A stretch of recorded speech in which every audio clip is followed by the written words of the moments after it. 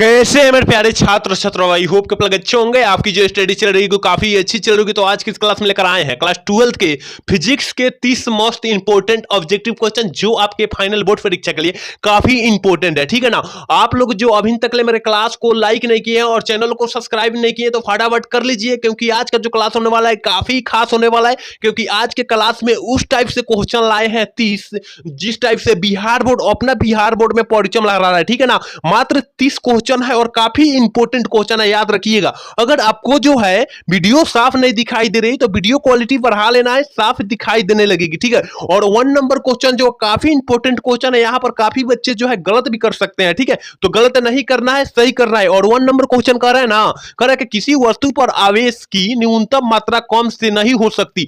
मतलब कितना से जो है कम नहीं हो सकती किसी आवेश पर। ठीक है ना। किसी आवेश की बात किया जा रहा है कि कितना से कम जो है नहीं हो सकती। जल्दी से जो है ना, जल्दी से जो है 1 का ऑप्शन बतला दीजिए मेरे प्यारे छात्रों, क्या हो जाएगा 1 का ऑप्शन क्या हो जाएगा। देखिए कह रहे हैं ना, किसी आवेश पर न्यूनतम कम से कम न्यूनतम नहीं हो सकती। तो देखिए 1.6 गुने 10 के पावर 19 कूलम से कम नहीं हो सकती है। याद रखिएगा ऑप्शन जो हो जाएगा ए हो जाएगा मेरे प्यारे छात्रों। याद रखिएगा ऑप्शन जो हो जाएगा ए हो जाएगा। और 30 मोस्ट इंपोर्टेंट क्वेश्चन है, मात्र 30 है, याद रखिएगा। ठीक है। और कम समय में हम काफी समय जो है कम समय में जो है काफी क्वेश्चन खत्म करेंगे। ठीक है। और देखिए यहां पर जो है सीबीएसई बोर्ड वाले देखेंगे, यहां पर बिहार बोर्ड वाले देखेंगे, याद रखिएगा। ठीक है। एक बार सारे बच्चे क्लास को लाइक कर देंगे और चैनल को सब्सक्राइब कर लेंगे। चलिए क्वेश्चन नंबर 2 क्या कर रहा है, कह रहा है कि दो विद्युत क्षेत्र रेखाएं एक दूसरे को कोण पर काटती है। कौन सा कोण पर जो है काटती है। देखिए एक दूसरे को जब काटेगी, कोई कहीं नहीं काटेगी, याद रखिएगा ऑप्शन डी हो जाएगा। अगर एक दूसरे को जब काटेगी ना तो एक ही बिंदु पर दो स्पर्श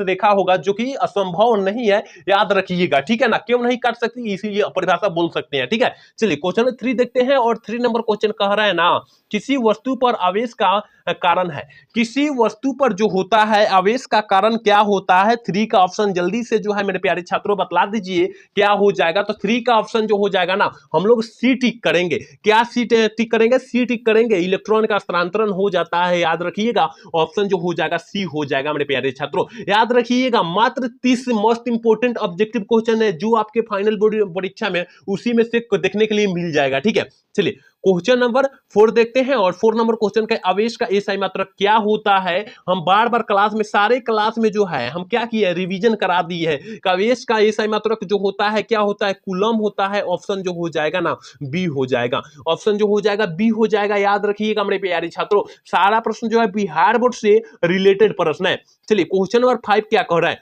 यहां पर काफी बच्चे जो है इसी तरह क्या करेंगे कि आंसर मार देंगे, तो गलत हो जाएगा। आंसर निकाल कर मरना। ठीक है ना। निकाल कर जो है क्या करना है, मरना है।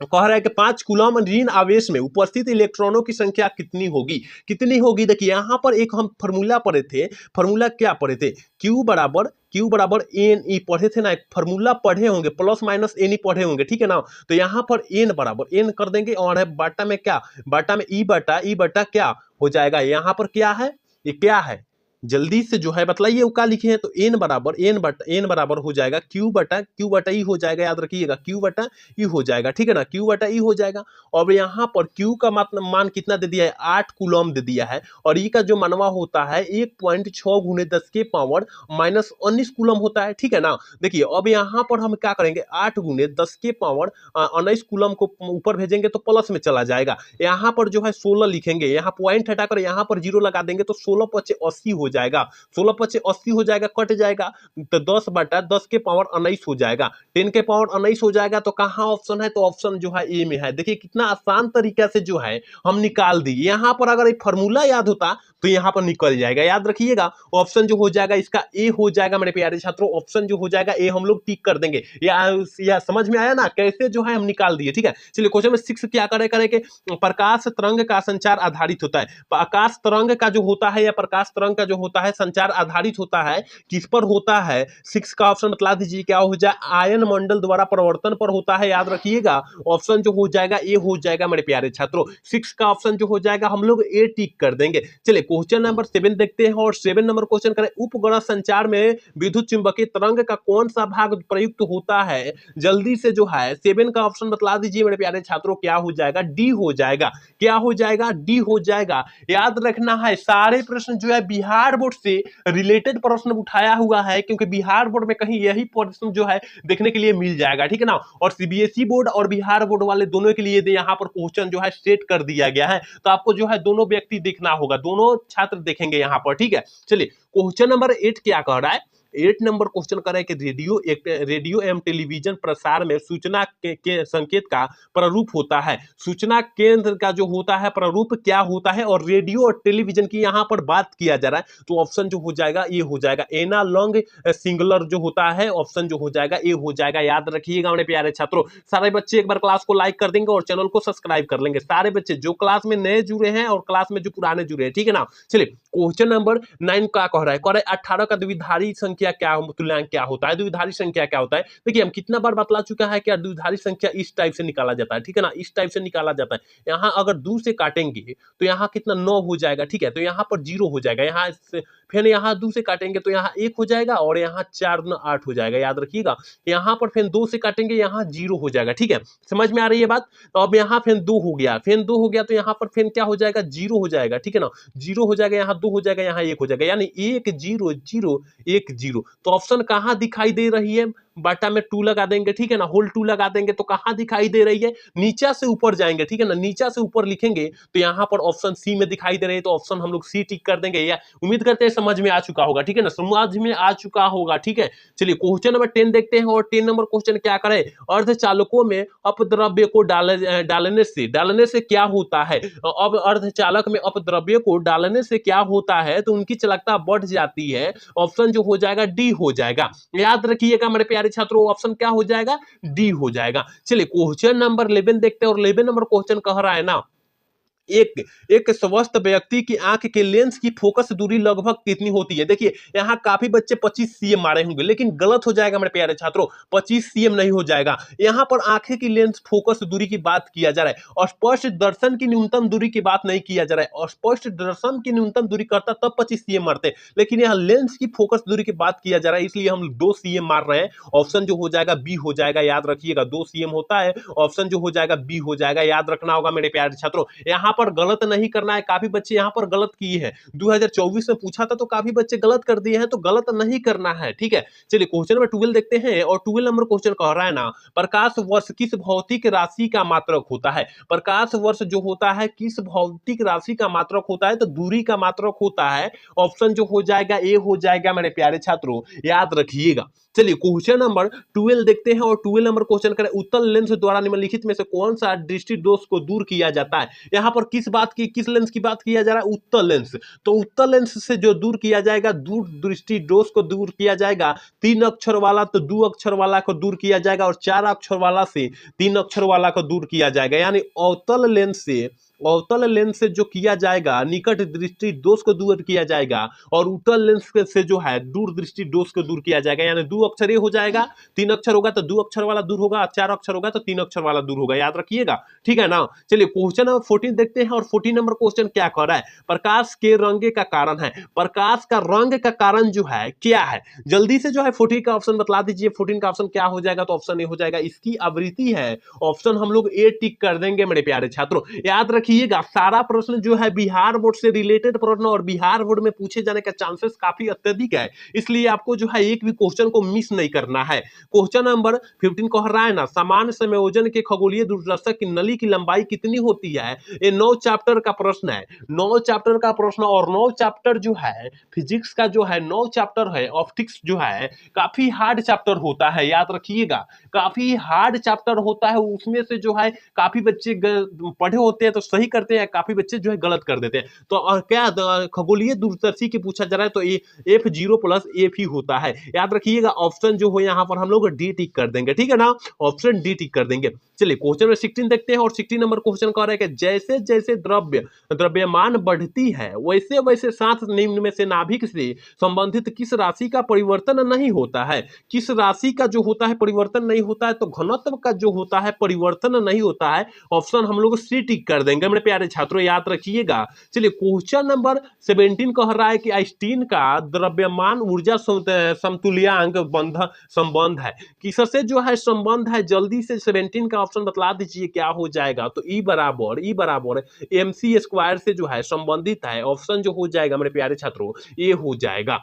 चलिए क्वेश्चन नंबर 18 देखते हैं, और 18 नंबर क्वेश्चन करें, परमाणु के भीतर धनावेशित सूक्ष्म भागों को क्या कहते हैं। परमाणु के भीतर धनावेशित सूक्ष्म भागों को हम लोग क्या कहते हैं, जल्दी से जो है 18 का ऑप्शन बतला दीजिए मेरे प्यारे छात्रों, क्या कहते हैं, नाभिक कहते हैं। ऑप्शन जो हो जाएगा ए हो जाएगा मेरे प्यारे छात्रों। चलिए क्वेश्चन नंबर 19 देखते हैं, और ये 19 नंबर क्वेश्चन कह रहा है ना, परमाणु सिद्धांत किसके द्वारा दिया गया था। परमाणु का सिद्धांत किसके द्वारा दिया गया था, तो डाल्टन के द्वारा जो है दिया गया था। ऑप्शन जो हो जाएगा बी हो जाएगा, याद रखिएगा मेरे प्यारे छात्रों। चलिए क्वेश्चन नंबर 20 क्या कह रहा है, 20 नंबर क्वेश्चन कह रहा है ना, कह रहा है कि थॉमसन विधि द्वारा ज्ञात किया जाता है इलेक्ट्रॉन का, जो थॉमसन विधि द्वारा जो होता है इलेक्ट्रॉन का क्या हम लोग ज्ञात करते हैं। जल्दी से जो है 20 का ऑप्शन बतला दीजिए मेरे प्यारे छात्रों, क्या हो जाएगा, आवेश तथा आवेश का अनुपात जो है हम लोग ज्ञात करते हैं। ऑप्शन जो हो जाएगा इसका, ऑप्शन जो हो जाएगा डी हो जाएगा, याद रखना। चलिए 21 नंबर क्वेश्चन क्या कह रहा है, कह रहा है कि प्रकाश किरण के तीखे कोण में मुड़ने की घटना को क्या कहते हैं, मतलब तिरछे कोण में मुड़ने की घटना को हम लोग क्या बोलते हैं, किस नाम से जानते हैं। 21 का ऑप्शन बतला दीजिए मेरे प्यारे छात्रों, क्या हो जाएगा। तो 21 का ऑप्शन हम लोग बी टिक करेंगे, विवर्तन बोलते हैं। क्या बोलते हैं, विवर्तन बोलते हैं, याद रखिएगा मेरे प्यारे छात्रों, क्योंकि सारा प्रश्न जो है बिहार बोर्ड से रिलेटेड प्रश्न और बिहार बोर्ड में पूछे जाने का चांसेस काफी अत्यधिक है। आपको जो है एक भी क्वेश्चन को मिस नहीं करना है, सारा क्वेश्चन को जो है देख जाना है। सारा क्वेश्चन क्या है, 30 क्वेश्चन, मात्र 30 क्वेश्चन को ही देखना है, ठीक है। चलिए क्वेश्चन नंबर 22 नंबर क्वेश्चन कह रहा है ना, निम्नलिखित में से कौन सबसे उत्तम एक वर्णक प्रकाश स्रोत है। सबसे वर्णक जो होता है प्रकाश स्रोत कौन सा होता है, जल्दी से जो है 22 का ऑप्शन बतला दीजिए, क्या हो जाएगा। तो ऑप्शन डी हो जाएगा, लेजर जो है ना काफी महत्वपूर्ण एक वर्णीय उत्तरदायी सबसे अधिक तरंगदैर्घ्य होता है, याद रखिएगा। आजकल मेला में ये ट्रेंड कर रहा है, ठीक है ना। ऑप्शन जो हो जाएगा डी हो जाएगा, याद रखिएगा मेरे प्यारे छात्रों। चलिए क्वेश्चन नंबर 23 यहाँ पर जो है हम लोग क्या मारेंगे, यहाँ पर जो है कह रहा है कि सामान्य आंख के लिए स्पष्ट दर्शन की न्यूनतम दूरी की बात किया जाए, ठीक है ना। यहाँ पर कर रहा है, यहाँ फोकस दूरी की बात नहीं किया जा रहा है, न्यूनतम दूरी की बात किया जा रहा है, तो अब 25 cm मारेंगे, ऑप्शन डी मार देंगे यहाँ पर, ठीक है ना। वहां पर क्वेश्चन था, दूसरा क्वेश्चन था, याद रखिएगा, जाकर देख लीजिएगा, ठीक है। चलिए क्वेश्चन नंबर 24 क्या कह रहा है, कह रहा है कि एक सरल सूक्ष्मदर्शी से बना प्रतिबिंब होता है। सरल मतलब आसान होता है, याद रखिएगा, और सरल सूक्ष्मदर्शी से जो होता है बना प्रतिबिंब कैसा होता है, तो काल्पनिक और सीधा होता है मेरे प्यारे छात्रों, याद रखिएगा। ऑप्शन जो हो जाएगा ए हो जाएगा, और जो है काल्पनिक और सीधा होता है, याद रखिएगा। चलिए क्वेश्चन नंबर 25 क्या करें, मृग मरीचिका का कारण होता है। मृग मरीचिका का कारण क्या होता है, जल्दी से 25 का ऑप्शन बतला दीजिए, क्या हो जाएगा। ये प्रश्न जो है बार बार बिहार बोर्ड में पूछा जाता है, तो आपको जो है ये प्रश्न को कहीं नहीं इसको मिस करना है, याद रखिएगा, क्योंकि ये प्रश्न बिहार बोर्ड में स्पष्ट रूप से पूछ देगा आपकी बार, याद रखिएगा कि मृग मरीचिका का कारण क्या होता है, तो पूर्ण आंतरिक परिवर्तन होता है, याद रखिएगा। ऑप्शन हम लोग ए टिक कर देंगे मेरे प्यारे छात्रों। एक बार सारे बच्चे क्लास को लाइक कर देंगे और चैनल को सब्सक्राइब कर लेंगे, सारे बच्चे जो क्लास में नए जुड़ रहे हैं और पुराने जुड़ रहे हैं, दोनों के लिए बोला जा रहा है, ठीक है। चलिए 26 नंबर क्वेश्चन कह रहा है ना, हीरा का अपवर्तनांक करीब होता है। देखिए सबसे कठोर धातु जो होता है हीरा होता है, और हीरा का यहाँ अपवर्तनांक पूछ दिया है कि कितना होता है, तो 2.42 होता है हीरा का अपवर्तनांक, तो ऑप्शन सी हो जाएगा, याद रखिएगा, ऑप्शन सी हो जाएगा। लेकिन अगर सबसे कम की बात किया जाए तो सबसे कम वायु की होती है, इसका अपवर्तनांक कितना होता है, 1.00003 होता है, याद रखिएगा। इसका अपवर्तनांक कितना होता है, 1.003 होता है, याद रखिएगा मेरे प्यारे छात्रों, याद रखिएगा। सारा प्रश्न जो बिहार बिहार बोर्ड से रिलेटेड प्रश्न, और ये प्रश्न जो होता है बार बार परीक्षा में पूछे जाते हैं, हर एक साल पूछा जाता है परीक्षा में, याद रखिएगा। चलिए 27 नंबर क्वेश्चन क्या कह रहा है, देखिए यहाँ पर निकाल कर दिखाना होगा, ठीक है ना। कह रहे कि दो लेंसों जिनकी क्षमता -15 डायऑप्टर है और +5 डायऑप्टर है को संयुक्त करने पर संयोजन क्षमता की फोकस दूरी क्या हो जाएगी। फोकस दूरी की बात किया जा रहा है। यहाँ पर एक फॉर्मूला हम लोग पढ़े होंगे कि P बराबर जो फॉर्मूला होता है P1 + P2 होता है, P1 + क्या P2 होता है, ठीक है ना। यहाँ पर फॉर्मूला हम लोग पढ़े होंगे। तो देखिए P1 क्या हो जाएगा, -15 डायऑप्टर हो जाएगा, ठीक है ना। माइनस जो हो जाएगा 15 डायऑप्टर +5 डायऑप्टर, ठीक है ना। तो यहाँ पर जब घटाएंगे तो कितना हो जाएगा, माइनस जो हो जाएगा 10 डायऑप्टर हो जाएगा, ठीक है ना। 10 डायऑप्टर हो जाएगा। यहाँ डायऑप्टर में नहीं, सीएम में होगा, याद रखिएगा, सीएम होगा, ठीक है। डायऑप्टर में तो दिया है, सीएम में होगा, याद रखिएगा। अब यहाँ पर कह दिया कि यहाँ पर अब क्या कह दिया, फोकस दूरी की बात कर दिया। यहाँ पर फोकस दूरी उसमें जोड़ दिया। तो एफ बराबर हम लोग पढ़े थे 100 बटा कितना पढ़े थे, 100 बटा सॉरी पी बराबर एफ बराबर पढ़े थे 100 बराबर पी बराबर पढ़े थे, एफ बराबर 100 बटा पी पढ़े थे, मतलब 100 बटा क्षमता पढ़े थे, ठीक है ना। क्षमता मतलब यार पी होता है, ठीक है। तो यहाँ 100 हो जाएगा, ठीक है, 100 हो जाएगा बाटा, और पी का मनवा जो होता है यहाँ पर -10 आया है, ठीक है ना। -10 आया है तो माइनस ऊपर लगा देंगे और 10 से क्या काटेंगे तो -10 क्या हो जाएगा, सीएम हो जाएगा जब काटेंगे तो, ठीक है ना। 10 दहा के 100 हो जाएगा और -10 सीएम हो जाएगा। तो 10 सीएम कहाँ पर है माइनस में, ऑप्शन बी में दिखाई दे रहा है। ऑप्शन हम लोग बी टिक कर देंगे। आपको समझ में आ चुका होगा, याद रखिएगा, ठीक है। यहाँ कुछ कठिनाई का सामना नहीं किया होगा, तो ठीक है।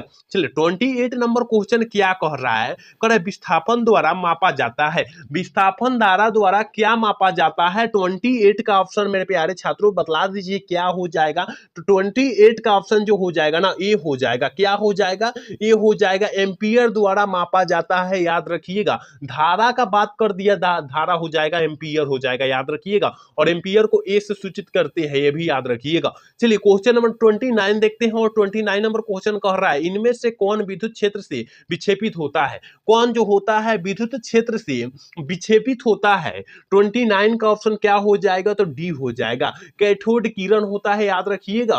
ऑप्शन डी हम लोग टिक कर देंगे मेरे प्यारे छात्रों। और लास्ट क्वेश्चन 30 नंबर यानी 30 नंबर क्वेश्चन क्या कर रहा है, एक्स किरणें की तरंगदैर्घ्य जो लगभग होती है, एक्स किरणें की तरंगदैर्घ्य लगभग कितनी होती है, तो लगभग जो होती है एक एंगस्ट्रॉन होती है। ऑप्शन जो हो जाएगा सी हो जाएगा। यहाँ काफी मस्त इंपोर्टेंट 30 प्रश्न बतलाए हैं। उम्मीद करते हैं आप पूरा क्लास देखे होंगे तो समझ में आया होगा। अगर नहीं भी देखे होंगे तो जाकर देख लीजिए, समझ में आ जाएगा। आज का क्लास कैसा लगा आप लोग कमेंट करके बतलाइएगा कमेंट सेक्शन में, याद रखिएगा, ठीक है ना। अगर आपको जो है क्लास अच्छा लगा होगा तो चैनल को सब्सक्राइब और लाइक करना न तो भूलिएगा। जय हिंद, जय भारत।